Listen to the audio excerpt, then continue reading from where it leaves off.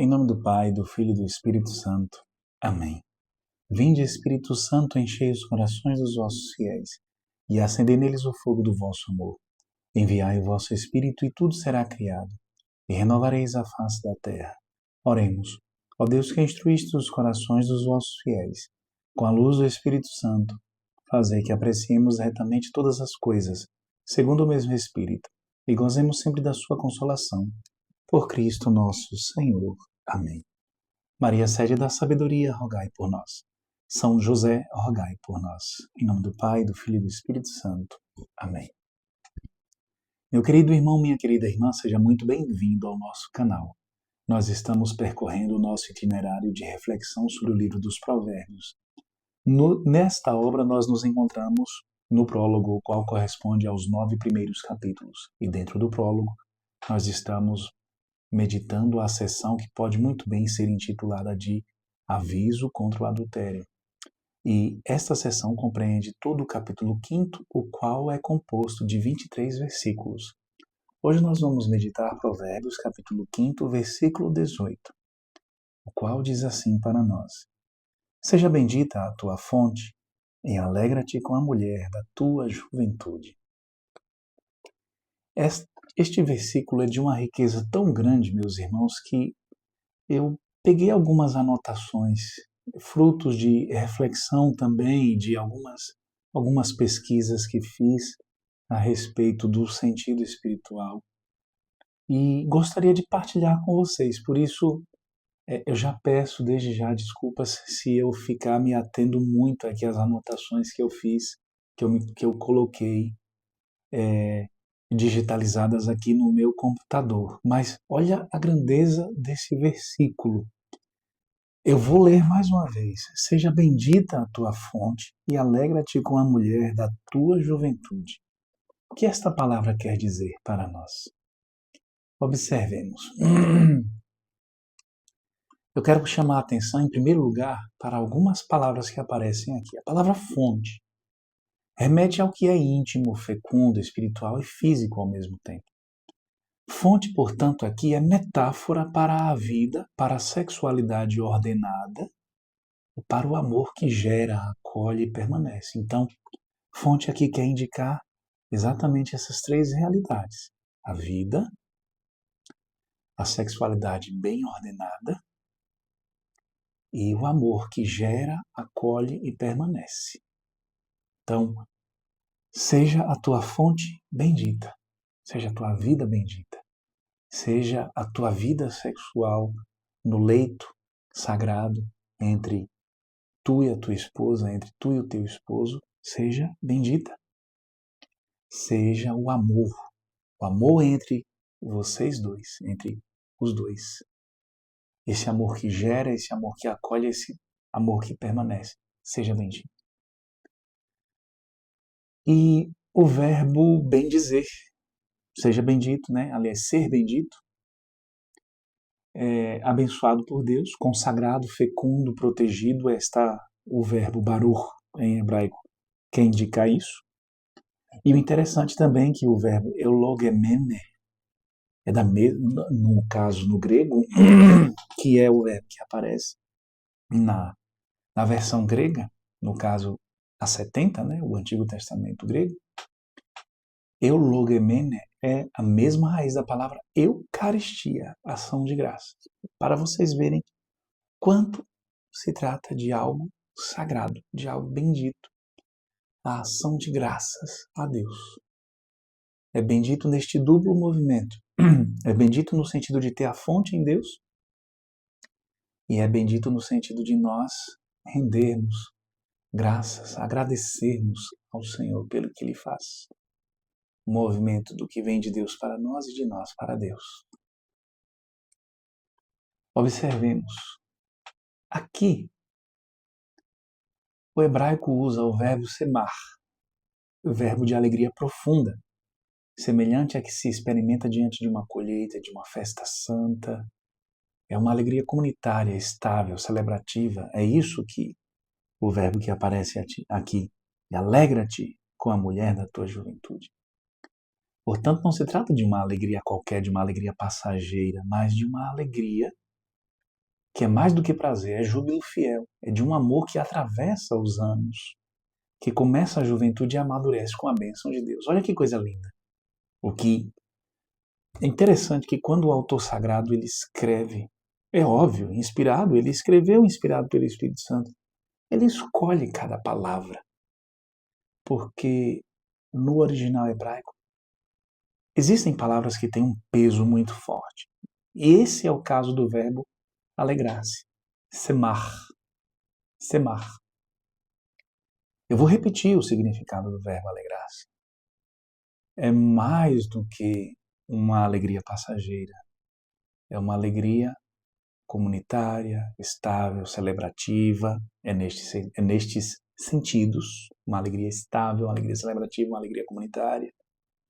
É no sentido de júbilo fiel.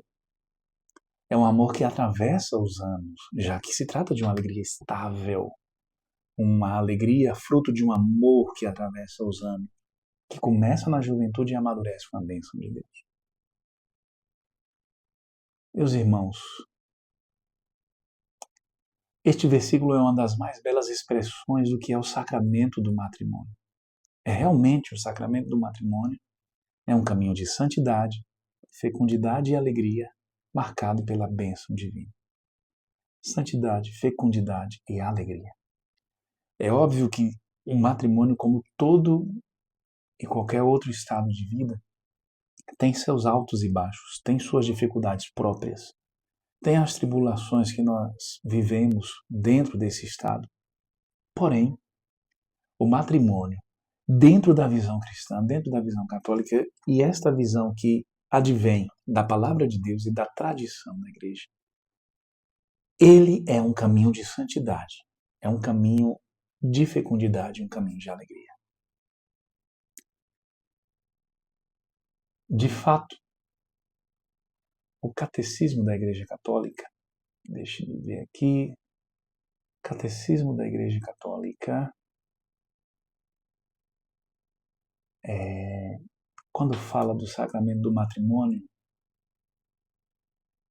no número 1641, diz assim: os esposos cristãos, no seu estado de vida e na sua ordem, têm no povo de Deus os seus dons próprios.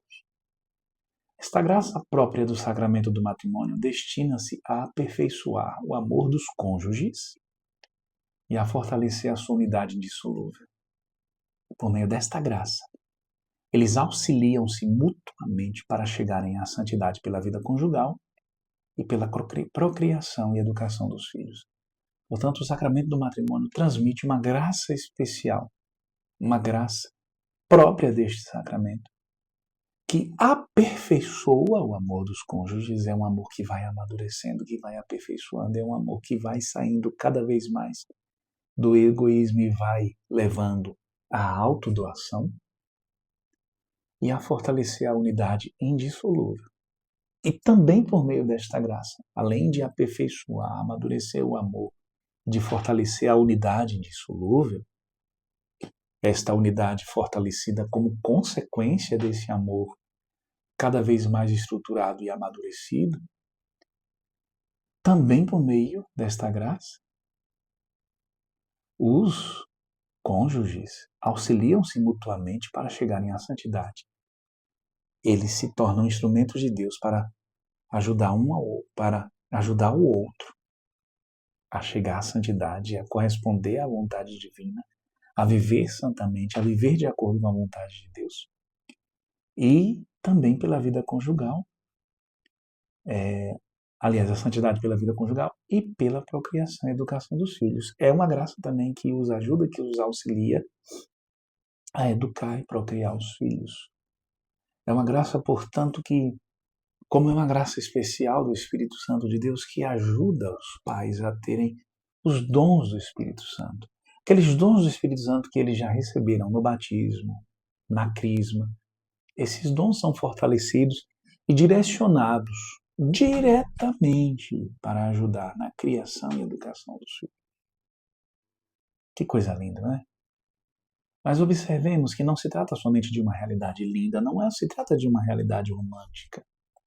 Trata-se de fato da realidade que Deus tem destinado aos seus filhos, que correspondem a essa vocação. Portanto, meus amados irmãos e irmãs, hoje esta palavra é para todos nós. Para os casados, que são chamados a alegrar-se na fidelidade, na memória, na bênção, e a fortalecerem o vínculo, o amor, a alegrar-se desse modo. Para os que esperam, aqueles que estão se preparando para o sacramento do matrimônio, né? Para que possam preparar o coração para amar com a aliança e não com a ansiedade. Certo? Amar com aliança, portanto, significa o envolvimento de toda a vida, o empenho de todo o ser, colocar todo o seu consentimento,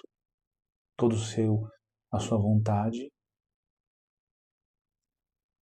E também para aqueles que, mesmo não sendo chamados por Deus à vida matrimonial, são chamados em outras vocações, como, por exemplo, as vidas consagradas, as vidas celibatárias, para que descubram na união com Cristo a fonte bendita da alegria espiritual, porque este versículo também diz respeito a eles, a você. Para que possa descobrir no Cristo, na união com Cristo, na comunhão com Ele, a alegria bendita da vida espiritual. Portanto, não desprezemos a bênção que já nos foi dada, que nos é dada diariamente. Que a fonte da vida, nossos vínculos, nossa vocação, nossos afetos, seja bendita e não envenenada por ressentimento, infidelidade e desilusão. E eu quero finalizar dizendo uma palavra principalmente para os que são casados. Principalmente para estes. A palavra de Deus nos faz perceber que este caminho é construído na graça. É um caminho que nos faz, a cada dia, buscar o Senhor para viver a alegria, redescobrir a alegria da aliança matrimonial. O filósofo Gabriel Marcel dizia que o verdadeiro amor é fidelidade criadora. É aquela fidelidade que diz sim a cada manhã, mesmo quando os encantos da juventude já se foram e apenas a graça sustenta o vinho da alegria. O encanto físico, a beleza física, ela é passageira. Mas o encanto que vai além do encanto físico, o encanto da alma, esse precisa permanecer. É renovar a cada dia o sim. O sim que foi dado diante de Deus. O sim que foi dado diante de Deus, tendo em vista, inclusive, também as falhas da outra pessoa.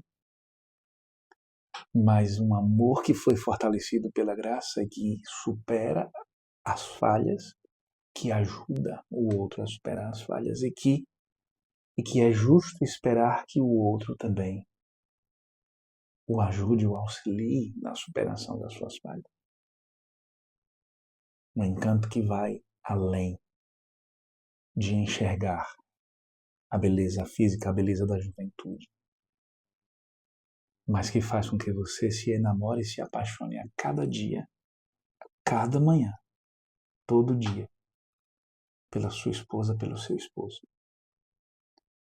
Portanto, alegra-te com a mulher na tua juventude. Seja bendita a tua fonte. Louvado seja nosso Senhor Jesus Cristo, para sempre seja louvado. Fique na paz do Senhor.